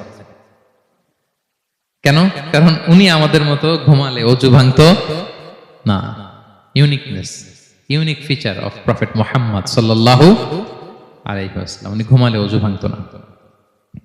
বিষ্ণু ইসলামের আরেকটা ইউনিক ফিচার হচ্ছে, তিনি যখন নামাজে দাঁড়াতেন, তিনি সামনে যেমনি দেখতে পেতেন, পিছনেও তেমনি দেখতে পেতেন। সুবহানাল্লাহ। আপনি দেখেন পিছনে? হ্যাঁ, আচ্ছা, গাড়িতে বসলে অবশ্য যে ক্যামেরা লাগায় দেখা যায় এখন, না? রাসূল সাল্লাল্লাহু আলাইহি ওয়াসাল্লাম সামনে কেবলায় যেরকম দেখতেন, পেছনেও দেখতেন। তো তিনি সাহাবাদেরকে প্রায় বলতেন, এই কাতার সোজা করো, কারণ ইন্নী লা আরাকুম ওয়ারাআ যাহরি, আমি সামনে যেমনি দেখি পেছনেও কিন্তু দেখি। তিনি পিছনেও দেখতেন। আরেক বর্ণনা এসেছে, ইন্নী ইমামুকুম, খবরদার আমি তোমাদের ইমাম, ফালা তাসবিকুনি বিররুকুই ওয়ালা বিসসুজুদ, আমার আগে কেউ রুকু সিজদা করো না। ইমামের আগে রুকু করলে নামাজ হবে? ইমাম সিজদায় যায়নি, আপনি আগে চলে গেছেন, তা আপনি ইমাম হয়ে গেছেন, হবে? নামাজ হবে? রাসূল সাল্লাল্লাহু আলাইহি ওয়াসাল্লাম বলেন, খবরদার আমার আগে রুকু সিজদা করো না, খবরদার করো না, আমি কিন্তু দেখি। ফা ইন্নী আরাকুম মিন আমামি ওয়া মিন খালফি, সামনে যেমনি দেখি পেছনেও দেখি। সুবহানাল্লাহ। এটা ওনার একটা ইউনিকনেস, আল্লাহ তাআলা স্পেশালি বিষ্ণু ইসলামকে এটা দিয়েছেন। এবার বিষ্ণু ইসলামের আরেকটা ফিচার বলি। বিষ্ণু ইসলামের পিঠ মোবারকে দুই কাঁধের মাঝখানে মাহরুন নবুয়া, দ্য সিল অফ প্রফেসি ছিল, নবুয়তের সিল লাগানো ছিল। আল্লাহু আকবার। এটাকে বলে মাহরুন নবুয়া, দ্য সিল অফ প্রফেসি। তিনি যে নবী, এটার সিল ছিল। তাওরাত এবং ইনজিলে এই কথাটা এসছে যে শেষ নবীকে চিনার একটা মাধ্যম হচ্ছে ওনার পিঠে দুই কাঁধের মাঝখানে দ্য সিল অফ প্রফেসি পাওয়া যাবে, নবুয়তের চিহ্ন। আল্লাহু আকবার। এটা অনেক সাহাবারা দেখেছেন এই চিহ্নটা। এটার সাইজ কতটুকু? কান্নাহু বাইদাতু হামাম, কবুতরের ডিমের যে সাইজ, ওই সাইজ। কবুতরের ডিম যেরকম ছোট হয়, ওই সাইজের। আচ্ছা, অন্য হাদিসে এসেছে কাজিররিল হাজালা, এরকম ছোট্ট ডিমের সাইজের। অনেক সাহাবারা এটা দেখেছেন। সালমান আল ফারিসি রাদিয়াল্লাহু তাআলা আনহু, উনি মুসলিমই হয়েছেন এই দৃশ্য দেখে। সালমান আল ফারিসি রাদিয়াল্লাহু আনহু, উনি আরব মানুষ ছিলেন না, নন আরব ছিলেন, পার্সিয়ান, ফার্সিতে কথা বলতেন, মানে ইরান থেকে এসেছিলেন। ইরান। উনি প্রথমে অগ্নি উপাসক ছিলেন। কি ছিলেন? অর্থাৎ ওই যে জরাথুস্ত যারা আগুন দেখলে এরা পূজা করে, আগুনের পূজা যারা করে, জরস্ট্রেনিয়ান, এই ধর্মে বিশ্বাসী ছিলেন। আগুনের পূজা করতেন ইরানে। তিনিও আগুনের পূজা করে, তার বাবাও আগুনের পূজা করে। তো একদিন বাবা একটা কাজে পাঠিয়েছে, ওই কাজ করতে যেয়ে সে খ্রিস্টানদের গির্জা ক্রস করতেছিল। ছোট মানুষ গির্জা ক্রস করতে যেয়ে দেখে খ্রিস্টানরা কেমন যেন আলাদা ইবাদত করে, নামাজ পড়ে। এটা দেখে খুব ভালো লাগছে, তার খুব ভালো লাগছে। বাড়িতে এসে বাবারে বলে, বাবা আমি দেখলাম যে খ্রিস্টানরা তাদের চার্চে গির্জায় নামাজ পড়ে, এটা তো অনেক সুন্দর, আমরা যে আগুনের সামনে যা করি এটার চেয়ে ওইটা সুন্দর। বাবা বলে, খাইছে, ছেলে তো আমার শেষ হয়ে যাবে। তো বলতেছে, না না বাবা, আমরা যে আগুনের উপাসনা করি এটাই ভালো। উনি বলেন, না, আমি অনেক চিন্তা করেছি, ওরা যেভাবে গডের কাছে চায় ওইটা শ্রেষ্ঠ। বাবার সাথে ছেলের, সালমানের অনেক তর্ক বিতর্ক। পরে বাবা ভাবলেন, যদি ওকে না আটকাই তাহলে প্রভাবিত হয়ে সে খ্রিস্টান হয়ে যেতে পারে। তো ঝগড়া তর্ক বিতর্ক শেষে তার পিতা তাকে শেকলবন্দি করলো। কি করলো? পায়ে শেকল লাগায় রাখছে। কিন্তু ছেলে তো মনে মনে খ্রিস্ট ধর্মের প্রতি আকৃষ্ট হয়ে গেছে। তো ওই খ্রিস্টানরা তার সাথে লুকিয়ে যোগাযোগ করত। সালমান ওই খ্রিস্টানদেরকে বলল যে তোমাদের খ্রিস্টান ধর্মের উৎপত্তি কোথায়? বলে, সিরিয়াতে। বলতেছে, এখান থেকে কোনো কাফেলা সিরিয়া যাবে নাকি? বলতেছে, হ্যাঁ, মিশনারি ওয়ার্কে একটা কাফেলা আসছে, যাবে। বলতেছে, যেদিন যাবে আমাকে বলবো। তো যেদিন যাবে তাকে এসে বলা হয়েছে তার বাবা নাই, সে শিকল ভেঙে, শিকল সহ ওই কাফেলার সাথে যে জড়িত হয়েছে। দেখেন বিশ্বাস, আদর্শ মানুষকে কিভাবে উজ্জীবিত করে। উনি চলে গেলেন সিরিয়াতে। সিরিয়াতে যে এক পাদ্রির হাতে বায়াত হলেন, কিন্তু এই পাদ্রিটা ছিল ভণ্ড। সে খ্রিস্টানদের দান সৎকা নিয়ে গরিবদের না দিয়ে নিজেই খেয়ে ফেলতো। তো বেচারা পড়লো বিপদে, যে হায় রে, এত সুন্দর ধর্ম রে কারাপ্টেড করতেছে সে। পরে এই পাদ্রী যখন মারা গেল, সালমান সে আরেক পাদ্রীর কাছে গেল। আরেক পাদ্রীর কাছে গেল, ওই পাদ্রী আবার অনেক ভালো, খুবই ইবাদত করে। তো ওই পাদ্রী কিছুদিন থাকার পরে ওই পাদ্রীও মারা গেল। ওই মারা যাওয়ার আগে সে জিজ্ঞেস করতেছিল যে, পাদ্রী, এই বর্তমান পৃথিবীতে সবচেয়ে ভালো খ্রিস্টান পাদ্রী কে? বলতেছে, আর কেউ নাই। যদি ভালো খ্রিস্টান পাদ্রী তোমাকে পেতে হয়, জানতে হয়, তোমাকে ইরাকের মোসেল শহরে যেতে হবে। এবার মোসেলে যে সে আরেক খ্রিস্টান পাদ্রীর কাছে থাকলো। কিছুদিন পরে ওই পাদ্রীও মারা গেল। তো মৃত্যুর আগে তাকে জিজ্ঞেস করছিল যে, পাদ্রী, আপনি বলেন তো, আপনার পরে শ্রেষ্ঠ পাদ্রী কে আছে পৃথিবীতে? সে বলতেছে, আমার পরে শ্রেষ্ঠ কোনো পাদ্রী আর পৃথিবীতে নাই। খ্রিস্টান ধর্ম শেষ হয়ে গিয়েছে, নাই। তবে জেনে রেখো, শেষ জামানার নবী আসার সময় ঘনিয়ে এসছে।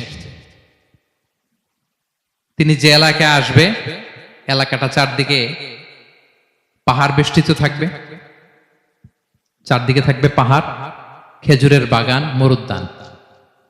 তাকে চেনার আলামত আছে। কি আছে? আলামত আছে। এক নম্বর আলামত হচ্ছে, ওই শেষ নবীকে দানের খাবার দিলে তিনি খায় না, কিন্তু উপহার দিলে সে নেয়, খায়। আর তার পিঠে দুই কাঁধের মাঝখানে একটা নবুয়তির মোহর আছে। সুবহানাল্লাহ। যদি পারো তার কাছে যে বায়াত হো। সালমান আল ফারিসি পাগল হয়ে গেছে ওনার সন্ধান পাওয়ার জন্য, কিভাবে যাবে, কিভাবে যাবে। তো উনি কিছু ছাগল পালতেন। একটা কাফেলা তিনি পেলেন, যে কাফেলা আরব কাফেলা, বনু কালবের কাফেলা, আরব দেশে যাচ্ছে। তাদের সাথে তিনি চুক্তি করলেন যে, আমার যত ছাগল আছে এই ছাগলগুলো তোমাদের দিয়ে দিব, তোমরা কি ওই এলাকায় আমাকে পৌঁছে দিবা? তারা বললেন, হ্যাঁ, পৌঁছে দিব। সব ছাগল দিয়ে দিলেন, রওনা হইলেন ওই এলাকায়। মাঝপথে তারা তার সাথে জুলুম করলো, অন্যায় আচরণ করলো। তাকে দাস হিসেবে বিক্রি করে দিল ইহুদিদের কাছে। ওয়াদি আল কোরআন নামে একটা জায়গা আছে, ওখানকার এক ইহুদির কাছে বিক্রি করে দিল। সে ইহুদির কাছে দাস হিসেবে থাকতে আরম্ভ করলো। অনেকদিন পরে, মদিনার পূর্ব নাম কি দেখি, কে বলতে পারে?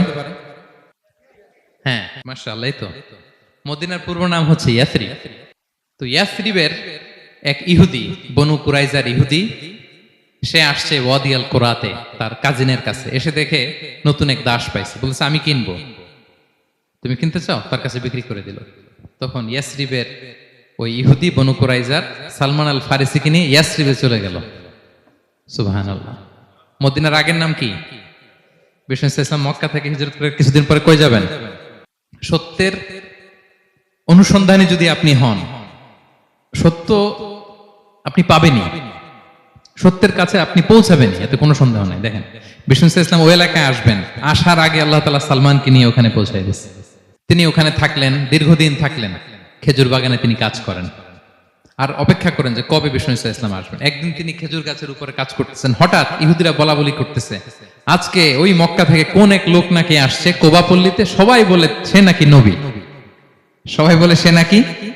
এই কথা শুনে উনি খুশিতে ওই খেজুর গাছ থেকে ধপাস করে নিচে পড়ছে। নিচে পরে মালিককে বলতেছে, কে আসছে, কে আসছে। এই কথা শুনে মালিক রেগে মেগে তাকে মারতে আরম্ভ করলো, যে তোমার জেনে কি লাভ, যাও এখান থেকে। তার মানে সুবহানাল্লাহ, সালমান আল ফারিসি তিনি জেনে গেলেন যে বিষ্ণু ইসলামের আগমন ঘটেছে।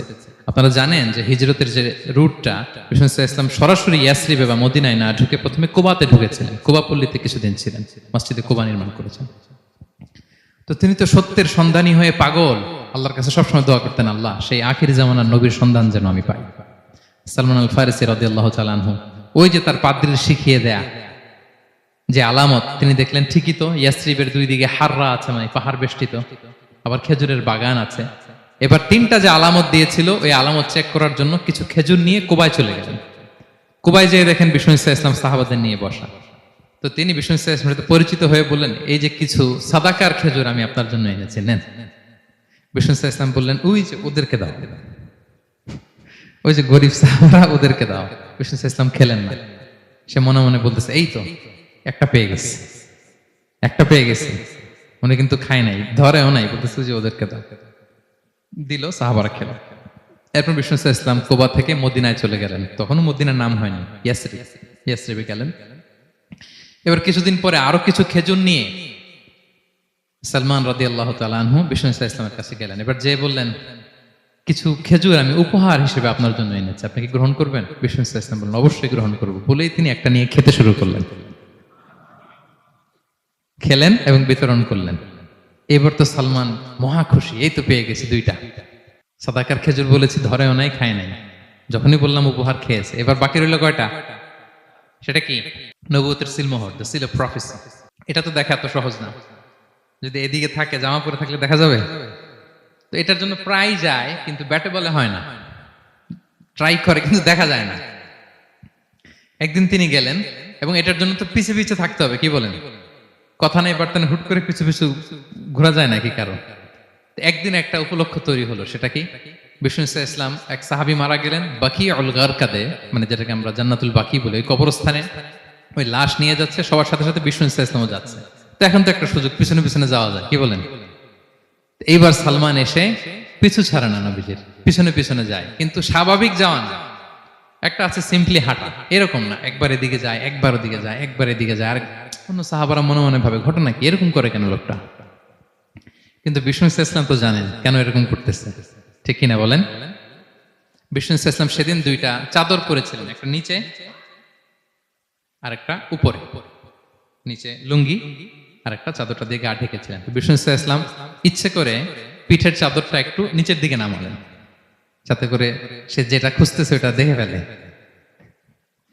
বিষ্ণু ইসলাম চাদরটাকে একটু করে নিচে নামালেন, নামানোর সাথে সাথে তিনি দেখলেন দ্য সিল অফ প্রফেসি, মাহরুন নবুয়া। দেখার সাথে সাথে সালমান আল ফারিসি চিৎকার দিয়ে বিশ্বনবীকে জড়িয়ে ধরলেন এবং ওই জায়গাটাতে দুই ঠোঁট দিয়ে চুমু খেলেন, কাঁদতে শুরু করলেন। বিষ্ণু ইসলাম বললেন, কেন কাঁদো তুমি? এতক্ষণ আমি আপনাদেরকে যা শোনালাম, সালমান পুরো ঘটনাটা বিষ্ণু ইসলামের কাছে বর্ণনা করলেন। বললেন, ইয়া রাসূলুল্লাহ, এই জন্য কাঁদি। আমি ছিলাম অগ্নি উপাসক, সত্যের সন্ধানে আমি খ্রিস্ট ধর্ম গ্রহণ করেছি। 3 খ্রিস্টান পাদ্রী শেষ করে সর্বশেষ যে ভালো পাদ্রীটা, উনি বলছে যে উনি মরার পরে আর কেউ ভালো পাদ্রী নাই, আখির জামার পায়গাম্বার আগমনের সময় এসেছে। পাহাড়ি এলাকা, চারদিকে খেজুর বাগান, এরকম জায়গায় উনি আসবে। আর 3টা সাইন বলেছে, উনি সাদাকা খায় না, উপহার নেয়, খায়, আর তার পিছনে থাকবে মাহরুন নবুয়া, নবুয়তি সিল। সুবহানাল্লাহ। বিষ্ণু ইসলাম খুশি হলেন, তাকে শাহাদা পড়ালেন এবং বললেন যে, তোমার এই দাসত্ব থেকে মুক্তির জন্য কি লাগবে? সে বলে যে, আমার চুক্তি হয়েছে 300 খেজুর গাছ লাগবে। কয়শো? বিষ্ণু ইসলাম বললেন, কে আছো তোমাদের ভাইকে সাহায্য করবা? কেউ 20টা, কেউ 30টা, কেউ 40টা। সব সাহাবারা ডোনেট করে 300 খেজুর দিয়ে দিলেন, খেজুরের গাছ হয়ে গেল। আর 40 গ্রাম স্বর্ণ, এটাও দিতে হবে। তো কোন এক যুদ্ধে বিষ্ণু ইসলাম একটা ছোট্ট স্বর্ণের টুকরে পেয়েছিলেন, বললেন, যাও এটা নিয়ে ওজন দাও, ওজন দিলে দেখবা হয়ে গেছে। ওইটা নিয়ে ওজন দেয়া হলো, দেখা গেল মুহূর্তে একেবারে সমানে সমানে 40 গ্রাম হয়ে গেছে। সালমান আল ফারিসি রাদিয়াল্লাহু তাআলা আনহু তারপর থেকে মৃত্যুর আগ পর্যন্ত বিষ্ণু ইসলামের সাথে ছিলেন, সবগুলো যুদ্ধে অংশগ্রহণ করেছেন। এবং 5ম হিজরিতে ওই যে পরীক্ষা খননের কথা আমরা জানি না, দ্য ব্যাটল অফ ট্রেঞ্চ, এই বুদ্ধিটা আসছিল সালমান রাদিয়াল্লাহু তাআলা আনহুর মাথা থেকে। এটা হচ্ছে ওনার ব্রেন চাইল্ড। কারণ আরব দেশে এরকম পরীক্ষা খনন করার ট্রেডিশনই ছিল না। উনি তো আরব দেশের না, আসছে পারস্য থেকে। ওনার এই বুদ্ধি পরামর্শ নিয়ে বিষ্ণু ইসলাম 5ম হিজরিতে পুরো মদিনার চারদিকে খনন করে এই পরীক্ষা করেছিলেন। সুবহানাল্লাহ পড়েন। তাহলে প্রিয় সুধী, মাহরুন নবুয়া বিষ্ণু ইসলামের একটা ইউনিকনেস, অন্য কোন নবীর ছিল না। বিষ্ণু ইসলামের ছিল কাজিরিল হাজালা, কবুতরের ডিমের মতো পিঠের মধ্যে। বিষ্ণু ইসলাম ইন্তেকালের আগে ওনাকে অপশন দেয়া হয়েছে, নবী আপনি চাইলে থেকে যেতে পারেন আজীবন, আর চাইলে আমার কাছেও চলে আসতে পারেন। You have option. বিষ্ণু ইসলাম তার রবের সাথে সাক্ষাৎকে চুজ করেছেন এবং ইন্তেকালের আগে তিনি পড়েছিলেন, আল্লাহুম্মা গফিরলি ওয়ারহামনি ওয়ালহিকনি বির রফিকিল আ'লা। আল্লাহ আপনি আমাকে ক্ষমা করুন, আল্লাহ আপনি আমার প্রতি রহম করুন, আল্লাহ আমি আপনার সান্নিধ্যে যেতে চাই, পৃথিবীতে থাকতে চাই না। সুবহানাল্লাহ। অপশন দেয়া হয়েছে। আপনার অপশন দেয়া হবে? হ্যাঁ, চাইলে আজীবন থাকেন। আমরা অপশন পেলে তো বলতাম, আল্লাহ যা হয়েছে এখানেই থাকতে চাই, কি বলেন? বিষ্ণু ইসলাম বলেছেন, ইলা রফিকিল আ'লা, হে আল্লাহ আমি আপনার সান্নিধ্যে যেতে চাই। বিষ্ণু ইসলাম ইন্তেকাল করলেন এবং উম্মার জন্য এটা সবচাইতে বড় ফিতনা এবং পরীক্ষা ছিল। এর চেয়ে বড় কষ্টদায়ক বিষয় ছিল না উম্মার জন্য বিষ্ণু ইসলামের ইন্তেকাল। তিনি যখন ইন্তেকাল করলেন, সাহাবারা পাগলের মতো হয়ে গেল। ওমরে ফারুক উনি বিশ্বাসই করে না, মানে আমার নবী মরতে পারে এটা উনি ভাবতেই পারেন না। উনি নাঙ্গা তলোয়ার বের করে বলতে আরম্ভ করলেন, যে বলবে মোহাম্মদ মারা গিয়েছে আমি তার গর্দান উড়িয়ে ফেলব। পরিস্থিতি অত্যন্ত ভয়ঙ্কর। আবু বকর রাদিয়াল্লাহু তাআলা আনহু তিনি আয়াত তেলাওয়াত করলেন, ওমা মুহাম্মাদুন ইল্লা রাসূল ক্বাদ খালাত মিন ক্বাবলিহির রুসুল। মুহাম্মদ রাসূল ছাড়া কিছু নন, তার আগে অনেক রাসূল এভাবে চলে গেছে। তিনি যদি মারা যায় বা শহীদ হয়, তোমরা কি আবার আগের কুফরিতে ফিরে যাবে? এই আয়াত যখন তেলাওয়াত করলেন, ওমরে ফারুক হাঁটু গেড়ে বসলেন। তিনি বললেন, এই আয়াত তো আমি আগেও জানতাম, অনেক তেলাওয়াত করেছি, কিন্তু আমার মনে হলো এই মাত্র আয়াতটা নতুন করে শুনলাম, এই মাত্রই বোধহয় কোরআনের এই আয়াতটা নাজিল হয়েছে। সাকিফায়ে বনু সাঈদার মধ্যে সবাই বসে আবু বকর রাদিয়াল্লাহু তাআলা আনহুকে খলিফা হিসেবে নির্বাচিত করা হলো। বিষ্ণু ইসলামের ইন্তেকাল শেষ, গোসল দেয়া শেষ। আমরা যেমনি মারা গেলে আমাদের জামা খুলে অন্য একটা জামা পরিয়ে গোসল দেয়া হয়, বিষ্ণু ইসলামের ক্ষেত্রে এটা হয়নি। ওনার গায়ের জামা খোলা হয়নি, যেই জামাটা ছিল ওই জামাটার উপরই গোসল দেয়া হয়েছে, ওনার ইউনিকনেস। এবং বিষ্ণু ইসলামের জানাজার নামাজে কেউ ইমামতি করেনি। কে হবেন ইমাম? উনিই তো ইমাম, গোটা বিশ্বের ইমাম, ঠিক কিনা বলেন? কে হবে ওনার জানাজার ইমাম? কেউ না।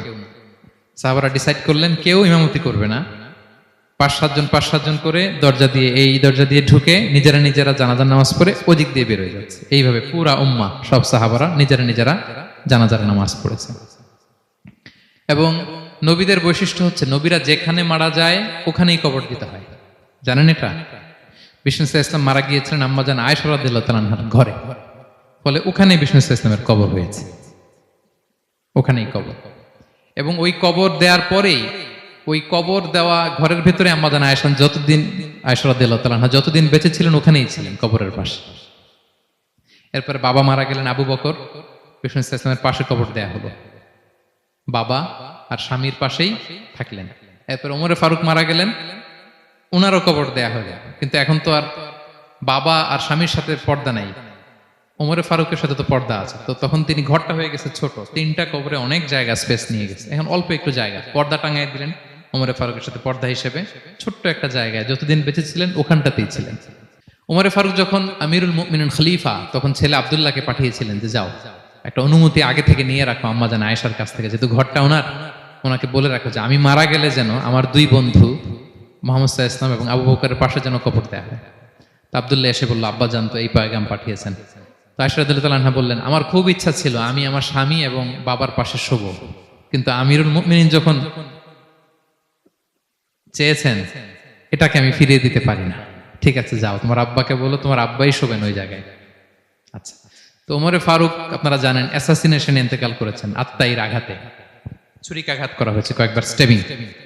এত জখম হয়েছে, দুধ দিলে ওই জায়গা দিয়ে দুধ বের হয়ে যায় না, বীজ পানি দিলে বের হয়ে যায়। তো সবাই বলল, আমিরুল মুমিনিন আপনি এবার ওসিয়ত করেন, কে হবে আপনার পরে লিডারশিপ, কে নিবে? মুসলিম উম্মাহ তো অনেক বড় হয়ে গেছে। তখন তিনি ওসিয়ত করলেন এবং ছেলেকে আব্দুল্লাহকে আবার বললেন যে আব্দুল্লাহ আবার যাও, যে আম্মাজানের থেকে অনুমতি নাও।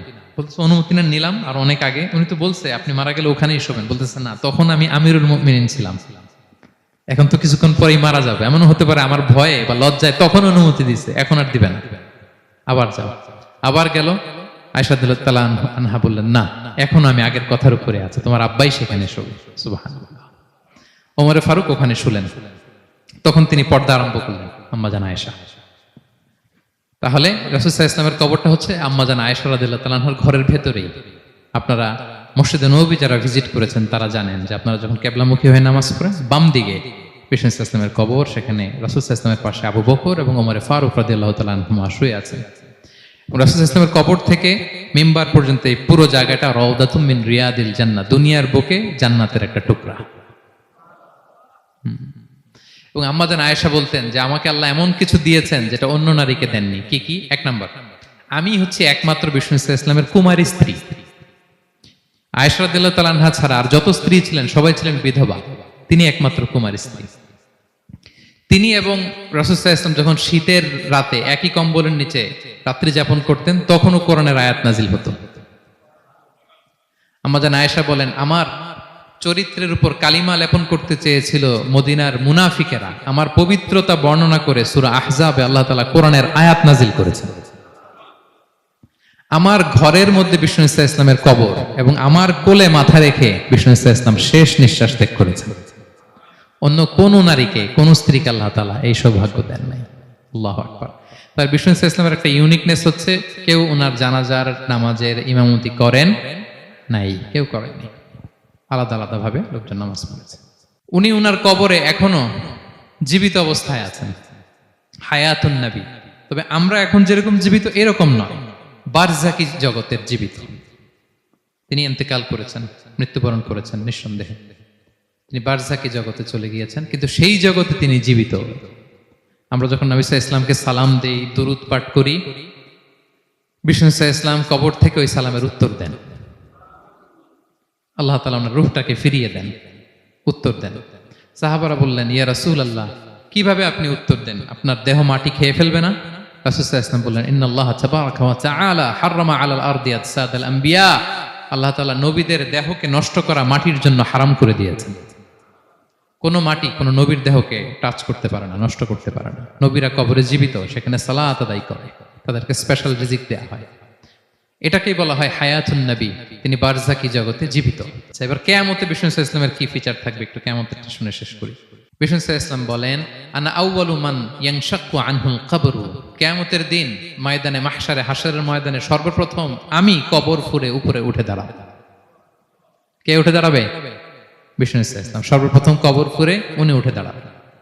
এবং হাশরের ময়দানে উনি কোথায় দাঁড়াবেন? ওনার জন্য একটা স্পেশাল জায়গা থাকবে, জায়গাটার নাম হচ্ছে মাকামে মাহমুদ। জায়গাটার নাম কি? মাকামে মাহমুদ। ওইখানে বিষ্ণু সাল্লাল্লাহু আলাইহি ওয়াসাল্লাম মাকামে মাহমুদে দাঁড়াবেন। আল্লাহ তাআলা বলেন, ওয়ামিনাল লাইলি ফাতাহাজ্জাদ বিহি নাফিলাতাল লাক আসা আই ইয়াবআসাকা রাব্বুকা মাকামাম মাহমুদা। ওখানে বিষ্ণু সাল্লাল্লাহু আলাইহি ওয়াসাল্লাম দাঁড়াবেন। এবং বিষ্ণু সাল্লাল্লাহু আলাইহি ওয়াসাল্লাম বলেন, আজান শোনার পরে কেউ যদি এই দোয়াটা পড়ে, আল্লাহুম্মা রাব্বা হাযিহি দাওয়াতিত তাম্মা ওয়াস সালাতিল কাইমা আতি মুহাম্মাদানিল ওয়াসিলাতা ওয়াল ফাদিলা ওয়া বা'আথহু মাকামাম মাহমুদা আল্লাযী ওয়া'আদতা। এই দোয়াটা যে পড়ে আজান শোনার পরে, বিষ্ণু সাল্লাল্লাহু আলাইহি ওয়াসাল্লাম বলেন, হাল্লাত লাহু শাফাআতি ইয়াউমাল কিয়ামা। কিয়ামতের দিন তার জন্য সুপারিশ করা আমি নবীর জন্য ওয়াজিব হয়ে যায়। যারা পড়েন না পড়বেন, মাকামে মাহমুদে তিনি সেজদায় লুটিয়ে থাকবেন এবং সেদিন তিনি সুপারিশ করবেন, সাহিবুশ শাফাআ, তিনি সুপারিশ করবেন। অন্য কোন নবী সুপারিশের সাহস করবে, স্পর্ধাও দেখাবে। আদম আলাইহিস সালাম, নূহ আলাইহিস সালাম, ইব্রাহিম আলাইহিস সালাম সবাই একজন আরেকজনকে রেফার করে, একজন আরেকজনকে রেফার করে, বলবে আমি পারবো না, উনি উনি উনি উনি বলতে বলতে বিষ্ণু সাল্লাল্লাহু আলাইহি ওয়াসাল্লামের কাছে যাবে। মানুষগুলো হয়রান হয়ে যাবে, ক্লান্ত, শ্রান্ত, ঘর্মাক্ত, পিপাসার্ত মানুষগুলো। 50,000 বছর হবে সেই দিনটা, কিয়ামতের দিন। মানুষগুলো পেরেশান, যেই নবীর কাছে যায় বলে পারবো না, উনি উনি শেষ পর্যন্ত এটা যে বিষ্ণু সাল্লাল্লাহু আলাইহি ওয়াসাল্লামের কাছে ঠেকবে। বিষ্ণু সাল্লাল্লাহু আলাইহি ওয়াসাল্লাম কোথায় থাকবেন যেন? জায়গাটার নাম মাকামে মাহমুদে সেজদা অবস্থায় থাকবেন। সেজদা অবস্থায় থাকবেন। সব নবীরা বলবে নাফসি নাফসি, আল্লাহ তুমি আমারে বাঁচাও, আল্লাহ আমারে বাঁচাও, আল্লাহ আমারে বাঁচাও। কিন্তু বিষ্ণু সাল্লাল্লাহু আলাইহি ওয়াসাল্লাম সেই মাকামে মাহমুদে সেজদায় লুটিয়ে কাঁদতে থাকবেন আর বলবেন, উম্মতি উম্মতি উম্মতি, হে আল্লাহ আমার গুনাহগার উম্মতকে বাঁচাও, আল্লাহ আমার গুনাহগার উম্মতকে তুমি বাঁচাও। কাঁদতে থাকবেন বিষ্ণু সাল্লাল্লাহু আলাইহি ওয়াসাল্লাম ওই জায়গায়। তখন আল্লাহ তাআলা বলবেন, ইয়া মুহাম্মদ ইরফা রাসাক, হে মুহাম্মদ মাথা তোলো। কুল তুসমা, আজকে তুমি যা বলবে তাই শোনা হবে। সাল তু'তা, যা চাবে তাই দেয়া হবে। ওয়াশফা তুশাফা, যার জন্য সুপারিশ করা হবে, যার জন্য সুপারিশ তুমি করবে তার জন্যই সুপারিশ কবুল করা হবে। বিষ্ণু সাল্লাল্লাহু আলাইহি ওয়াসাল্লাম তখন সুপারিশ করবেন, শুরু করবেন, স্টার্টিং। তো বিষ্ণু সাল্লাল্লাহু আলাইহি ওয়াসাল্লামের সুপারিশ আমরা চাই কি চাই না বলেন? আল্লাহ তাআলা আমাদেরকে বিষ্ণু সাল্লাল্লাহু আলাইহি ওয়াসাল্লামের সুপারিশ লাভে ধন্য করুক, আমরা পড়ি আমিন। বিষ্ণু সাল্লাল্লাহু আলাইহি ওয়াসাল্লাম স্টার্ট করবেন সুপারিশ করা এবং হাউজে কাউসারের পানি বিতরণ শুরু করবেন। হাউজে কাউসারের নাম শুনেছেন?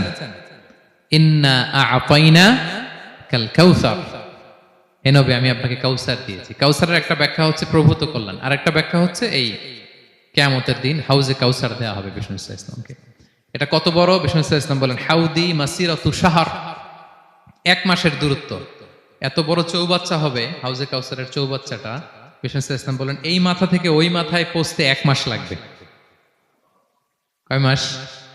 তার মানে সাইজে খুবই ছোট, তাই না? ছোট? আওয়াজ করে বলুন, ছোট না বড়? বিশাল বিশাল বিশাল। হাউজে কাউসারের পানিটা কেমন হবে? মা উহু আবিয়াদু মিনাল লাবান, দুধের চেয়েও সাদা, মধুর চেয়েও মিষ্টি, বরফের চেয়েও ঠান্ডা। আতিয়াবু মিনাল মিসকি, মিসকের চেয়েও সুগন্ধ সম্পন্ন। কিজানুহু কানুজুমিস সামা, আকাশের তারা যত বেশি, হাউজে কাউসারের যে পান পেয়ালা থাকবে আশেপাশে পেয়ালাগুলোর সংখ্যা আকাশের তারার চাইতেও বেশি। বিষ্ণু ইসলাম হাউজে কাউসারের পানি বিতরণ করবেন, সবাই বিশ্বাসী উম্মতেরা সেটা পান করবে, আর একবার যে পান করবে চিরকালের জন্য গলা থেকে তৃষ্ণা মিটে যাবে। সুবহানাল্লাহ। একদল এসে বলবে, ইয়া রাসূলুল্লাহ আমাদেরকে দেন, আমাদেরকে দেন। তখন ফেরেশতারা বলবে, ইয়া রাসূলুল্লাহ এদেরকে দিবেন না, কারণ ফা ইন্নাকা লা তাদরি মা আহদাসু বা'দাক, আপনি জানেন না তারা আপনার পরে আপনার দিনকে বিকৃত করেছে। কি করেছে? আপনি যে দিন ইসলাম রেখে গিয়েছেন ওইটা পালন না করে নিজের মন মতো অনেক কিছু ঢুকাইছে, লাফালাফি নাচানাচি, এরকম আছে না নাই? মন মতো বানাই নিছে। হে নবী আপনার পরে মন মতো তারা ইসলাম পালন করেছে, বিকৃত করেছে, আপনি তাদেরকে দিবেন না। নবী ইসলাম দিতে যাবেন, যখন এটা শুনবেন বলবেন সুহকান সুহকান লিমান গায়্যারা বা'দি, দূর হও, দূর হও, যারা আমার পরে আমার রেখে যাও দিন ইসলামকে বিকৃত করেছো, তাদের জন্য হাউজে কাউসারের পানি নয়, দূর হও। ফিহি আবারিকুল যাহাবি ওয়াল ফিদ্দা, যে পান পেয়ালাগুলো এগুলো made of silver and gold, সোনা রূপা দিয়ে তৈরি। সুবহানাল্লাহ বলেন। সুবহানাল্লাহ। আমরা যেন বিষ্ণু ঈসা ইসলামের হাত থেকে নেয়া সে হাউজে কাউসারের পানি খেয়ে সেদিন আমাদের তৃষ্ণা নিবারণ করতে পারি। প্রিয় ভাইয়েরা, সর্বশেষ বিষ্ণু ঈসা ইসলামের সর্বশেষ যে ফিচার সেটা হচ্ছে বিষ্ণু ঈসা ইসলাম বলেন, আনা আউয়ালু কারিই বাবিল জান্নাহ, I am the first one who knock the door of paradise. আমি হচ্ছি ওই ব্যক্তি যে সর্বপ্রথম আল্লাহর জান্নাতের দরজায় যে নক করবে। বিচার শেষে সর্বপ্রথম জান্নাতের দরজায় নক করবে কে? বিষ্ণু ঈসা ইসলাম। তখন জান্নাতের দরজার রক্ষী ফেরেশতার নাম খাজেন। কি নাম? সে বলবে মানিল কারি, who is knocking the door? তখন বিষ্ণু ঈসা ইসলাম বলবেন আনা মুহাম্মদ রাসূলুল্লাহ, আমি মুহাম্মদ রাসূলুল্লাহ বলছি। তখন খাজেন বলবে আহলান ওয়া সাহলান, আপনার জন্যই আমি অপেক্ষা করতেছি, আল্লাহ বলে দিয়েছেন আপনার আগে কারো জন্য যেন জান্নাতের দরজা খোলা না হয়। বিষ্ণু ঈসা ইসলাম তার বিশাল উম্মতে মুহাম্মাদীকে নিয়ে জান্নাতের ভেতরে প্রবেশ করবেন। আমরাও যেন সেই সৌভাগ্যবান কাফেলার ভেতরে থাকতে পারি। আমরাও যেন বিষ্ণু ঈসা ইসলামের সেই বিশাল কাফেলা একসাথে থেকে আমাদের পেয়ারা হাবিবের সাথে আল্লাহর জান্নাতে ঢুকতে পারি। আমরা সবাই পড়ি আমিন। প্রিয় ভাইরা, বিষ্ণু ঈসা ইসলাম সবাইকে নিয়ে জান্নাতে ঢুকবেন। তাহলে এই যে 20টা পয়েন্ট আপনাদের সাথে শেয়ার করেছি, এগুলো হচ্ছে distinctive characteristics of prophet Muhammad সাল্লাল্লাহু আলাইহি ওয়াসাল্লাম। এটা অন্য কাউকে বিষ্ণু ঈসা ইসলাম ছাড়া আল্লাহ তাআলা কাউকে আর এগুলো দেননি। তাহলে এগুলো থেকে আমাদের কি শিক্ষা? কয়েকটা লেসন শেয়ার করে আমরা শেষ করে দেব ইনশাআল্লাহ। 1 নাম্বার লেসন হচ্ছে, প্রিয় ভাইরা, বিষ্ণু ঈসা ইসলামের এই ইউনিক ফিচার গুলো শুনে আমরা কি বুঝলাম, কি জানলাম, সেটা হচ্ছে, প্রথম লেসন হচ্ছে আমাদের এই যে আপনারা অনেকে দেখলাম যে শুনে অবাক হচ্ছেন এবং অনেকে বলতেছেন যে এই প্রথম শুনলাম এটা। তার মানে অনেক কিছু আমরা জানি, কিন্তু বিষ্ণু ঈসা ইসলামের জীবনের ব্যাপারে অনেক কিছু আমরা জানি না। আমরা কেউ শেক্সপিয়ার পড়েছি, কার্ল মার্কস পড়েছি, আমরা রবীন্দ্রনাথ পড়েছি ঠিকই, বঙ্কিমচন্দ্র চট্টোপাধ্যায় পড়েছি, শরৎচন্দ্র পড়েছি, হুমায়ুন আহমেদ পড়েছি, হ্যাঁ, হ্যারি পটার পড়েছি, কেউ কত কি যে উপন্যাস গল্প বাকি নাই আমাদের, সব পড়েছি, কিন্তু বিষ্ণু ঈসা ইসলামের একটা সিরাত উল্টে দেখা হয়নি। এরকম আছে না নাই?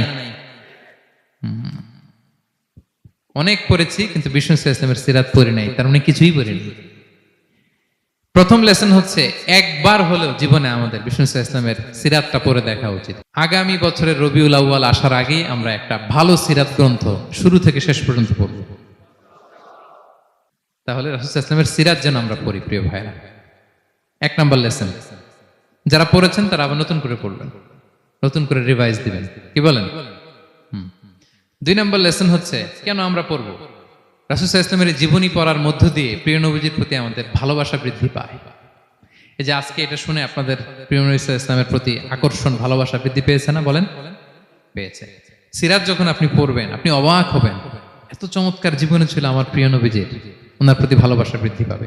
আর নবীর প্রতি ভালোবাসার দরকার আছে না নাই? বলেন, হুব্বুহু আল ঈমান, নবীর প্রতি ভালোবাসা এটা ঈমানের অংশ বা অঙ্গ না, নবীরে ভালোবাসাই হচ্ছে ঈমান। নবীর ভালোবাসাটাই কি? ঈমান। আপনার নবীর ভালোবাসা নাই তো আপনার ঈমানই নাই। বিষ্ণু বলেন, লা ইউমিনু আহাদুকুম হাত্তা আকুনা আহাব্বা ইলাইহি মিন ওয়ালাদিহি ওয়া ওয়ালিদিহি ওয়ান নাসি আজমাইন। বিষ্ণু বলেন, সে প্রকৃত মুমিনই হতে পারবে না যতক্ষণ না সে তার সন্তানের চেয়ে, তার পিতার চেয়ে, দুনিয়ার সবকিছুর চাইতে আমি নবীকে যদি বেশি প্রায়োরিটি না দেই, আমি নবীকে যদি সবচেয়ে বেশি ভালো না বাসে, সে মুমিনই হতে পারবে না। তাহলে আমাদের হৃদয়ে সবচেয়ে বেশি থাকতে হবে বিশ্বনবীর ভালোবাসা, ঠিক কিনা বলেন? এই যে আমরা মুম্বাইতে ভারতের কারা কারা বিশ্বনবীর নামে কটূক্তি করেছে, হ্যাঁ, 12,000 নবী প্রেমিক মার্চ টু মুম্বাই ঘোষণা দিয়েছে, ঠিক কিনা বলেন? এটা হচ্ছে নবীর প্রতি ভালোবাসা, এটাই ঈমান। বিষ্ণু সাল্লাল্লাহু যখন এই হাদিস বললেন যে সবচাইতে যদি আমাকে কেউ ভালো না বাসে, সে মুমিন নয়, ওমরে ফারুক তো অবাক হয়ে গেলেন। উনি কিছুক্ষণ আগে বলতেছিলেন যে ইয়া রাসূলুল্লাহ, আমি আপনাকে সবচাইতে বেশি ভালোবাসি, তবে ইল্লা নাফসি, আমার নিজের আত্মাটারে আমি এর চেয়ে বেশি ভালোবাসি, সবচেয়ে বেশি ভালোবাসি আমার আত্মাটারে, এরপরে ভালোবাসি আপনাকে। রাসূল সাল্লাল্লাহু আলাইহি ওয়াসাল্লাম বললেন, লা ইয়া ওমর, তোমার ঈমান এখনো পূর্ণ হয়নি। ওমরে ফারুক অবাক হলেন, শকড। তিনি বললেন, এতে যদি আমার ঈমানই পূর্ণ না হয়, যার কারণে আমি আখিরাত চিনলাম, জান্নাত চিনলাম, আল্লাহর পরিচয় পেলাম, তিনি তো আমার কাছে সবচেয়ে বেশি প্রিয়। মুহূর্তেই তিনি দ্ব্যর্থহীন কণ্ঠে ঘোষণা করলেন যে ইয়া রাসূলুল্লাহ, ঠিক এই মুহূর্ত থেকে দুনিয়ার সবকিছু, এমনকি আমার নিজের জানের চাইতেও, আত্মার চাইতেও আমি আপনাকে বেশি ভালোবাসি। বিশ্বনবী বললেন, সহিহ বুখারীর বর্ণনা, আল আন ইয়া ওমর, ওমর এখন কামুলা ঈমানু, এই মাত্র তোমার ঈমানটা পরিপূর্ণ হয়েছে। তাহলে আপনি যদি সিরাত পড়েন, আপনার ঈমান পূর্ণ হবে, ঈমানের পূর্ণতা প্রাপ্তি হবে। 3 নম্বর লেসন হচ্ছে, সিরাত পড়লে যে লাভ, রাসূল সাল্লাল্লাহু আলাইহি ওয়াসাল্লামের জীবনে অনেক আপস এন্ড ডাউনস ছিল, বিপদ ছিল, চড়াই উতরাই পেরিয়ে তিনি শেষ পর্যন্ত গিয়েছেন। এই বিপদগুলো আপনার জীবনেও আসে, সেক্ষেত্রে আপনি কানেক্ট করতে পারবেন। যেমন আপনার জীবনে আপনি অসুস্থ হন না মাঝে মাঝে, নবীও অসুস্থ হতেন, তো আপনি জানতে পারবেন যে উনি অসুস্থ হলে কি করতেন। আপনার জীবনে যেমনি বিপদ আসে, রাসূল সাল্লাল্লাহু আলাইহি ওয়াসাল্লামের জীবনে তো বিপদ এসেছে, তাহলে বিপদগ্রস্ত হলে কি করতে হবে এটা আপনি জানতে পারবেন। যারা বিবাহিত, মাঝে মাঝে স্ত্রীর সাথে মনোমালিন্য হয় না? কথা কন না কেন? হয়। রাসূল সাল্লাল্লাহু আলাইহি ওয়াসাল্লামেরও হতো এটা, মানবীয় কারণে স্ত্রীদের সাথে মনোমালিন্য হতো। ওই পরিস্থিতিতে রাসূল সাল্লাল্লাহু আলাইহি ওয়াসাল্লাম কিভাবে ডিল করতেন? সমাধান পাবেন, সলিউশন পাবেন, সান্ত্বনা পাবেন। তাহলে জীবনের পরতে পরতে আপনি রাসূল সাল্লাল্লাহু আলাইহি ওয়াসাল্লামের সিরাত থেকে সমাধান খুঁজে পাবেন, সান্ত্বনা পাবেন যদি সিরাত পড়েন। 4 নাম্বার, সিরাত অধ্যয়নের মাধ্যমে তাকে ফলো করার অনুপ্রেরণা পাওয়া যায়। আমরা ফলো করব কাকে? মুহাম্মদ সাল্লাল্লাহু, আমরা হচ্ছে তার ফলোয়ার, মুহাম্মদ সাল্লাল্লাহু আলাইহি ওয়াসাল্লামের ফলোয়ার, ঠিক কিনা বলেন? এবং আল্লাহর ভালোবাসা যদি আমরা পেতে চাই, আল্লাহ বলেন ফাত্তাবিউনি ইউহিব্বুকুমুল্লাহ, যদি আল্লাহর ভালোবাসা চাও নবী সাল্লাল্লাহু আলাইহি ওয়াসাল্লামের অনুসরণ করো, এটা অবশ্যই করতেই হবে। তাহলে সিরাত যদি আমরা পাঠ করি, তার বিষ্ণু সাল্লাল্লাহু আলাইহি ওয়াসাল্লামকে অনুসরণ করার প্রেরণা আমাদের মধ্যে আসবে। সব শেষ কথা হচ্ছে, তার প্রতি ভালোবাসার নমুনা হিসেবে আমরা যেন তার প্রতি বেশি বেশি দুরূদ শরীফ পড়ি। আল্লাহুম্মা সাল্লি ওয়া সাল্লিম ওয়া বারিক আলাইহি সাল্লাল্লাহু আলাইহি ওয়াসাল্লাম। আল্লাহুম্মা সাল্লি আলা মুহাম্মদ ওয়া আলা আলি মুহাম্মদ কামা সাল্লাইতা আলা ইব্রাহিম ওয়া আলা আলি ইব্রাহিম ইন্নাকা হামিদুম মাজিদ। আল্লাহুম্মা বারিক আলা মুহাম্মদ ওয়া আলা আলি মুহাম্মদ কামা বারাকতা আলা ইব্রাহিম ওয়া আলা আলি ইব্রাহিম ইন্নাকা হামিদুম মাজিদ। পারেন না এগুলো আপনারা? যে যেটা পারেন বেশি বেশি দুরূদ পড়বেন। দুরূদ এটা এমন ইবাদত, এই ইবাদত আল্লাহ নিজেও করে, ফেরেশতাদেরও করতে বলে, আমাদেরও করতে বলে। ইন্নাল্লাহা ওয়া মালাইকাতাহু ইউসাল্লুনা আলান নবী, আল্লাহ এবং ফেরেশতা ওনারাও রাসূল সাল্লাল্লাহু আলাইহি ওয়াসাল্লামের উপর দুরূদ পাঠায়। হে বিশ্বাসীরা, ইয়া আইয়ুহাল্লাযীনা আমানু সাল্লু আলাইহি ওয়া সাল্লিমু তাসলিমা। আল্লাহুম্মা সাল্লি ওয়া সাল্লিম ওয়া বারিক আলাইহি। রাসূল সাল্লাল্লাহু আলাইহি ওয়াসাল্লামের উপর বেশি বেশি দুরূদ পাঠ করতে হবে। একবার যে দুরূদ পড়ে, আল্লাহ বলে তার উপর আমি 10টা রহমত নাজিল করি। বিশেষ করে জুমার দিনে রাসূল সাল্লাল্লাহু আলাইহি ওয়াসাল্লামের প্রতি আমরা যেন বেশি বেশি দুরূদ পড়ি। কোন দিনে মনে থাকবে? জুমার দিনে এক সুন্নাত হচ্ছে সূরা কাহাফ তেলাওয়াত করা, আর একটা সুন্নাত হচ্ছে বেশি বেশি বিষ্ণু সাল্লাল্লাহু আলাইহি ওয়াসাল্লামের উপর কি পড়া? দুরূদ পাঠ করা। মনে থাকবে তো? তাহলে প্রিয় ভাইরা, আসুন আমরা প্রতিজ্ঞা করি, আমরা বিষ্ণু সাল্লাল্লাহু আলাইহি ওয়াসাল্লামের একটা ভালো সিরাত গ্রন্থ শুরু থেকে শেষ পর্যন্ত আগামী রবিউল আউয়াল মাস আসার আগে আমরা পড়ব। জীবনের প্রতিটি ক্ষেত্রে নবী সাল্লাল্লাহু আলাইহি ওয়াসাল্লামের অনুসরণ করব। হ্যাঁ, পারা যাবে? ফ্যামিলিতে, সমাজে, রাজনৈতিক ময়দানে, সব জায়গায় বিষ্ণু সাল্লাল্লাহু আলাইহি ওয়াসাল্লামের অনুসরণের দরকার আছে না নাই? তাকেই অনুসরণ করতে হবে। মুক্তি পেতে চাইলে তাকেই অনুসরণ করতে হবে। আসুন জীবনের প্রতিটি অঙ্গনে আমরা যেন শুধু তাকেই অনুসরণ করি, কারণ তাকে অনুসরণ করার মধ্যেই রয়েছে আমাদের জীবনের আলোকস্নাত মুক্তি। আল্লাহ তাআলা আমাদের সবাইকে কথাগুলো বোঝার ও আমল করার তৌফিক দান করুন। হাদা মা ইনদি ওয়াল ইলমু ইনদাল্লাহি আলাইহি তাওয়াক্কালতু ওয়া ইলাইহি উনীব। ওয়াসসালামু আলাইকুম ওয়া রাহমাতুল্লাহি তাআলা ওয়া বারাকাতুহু।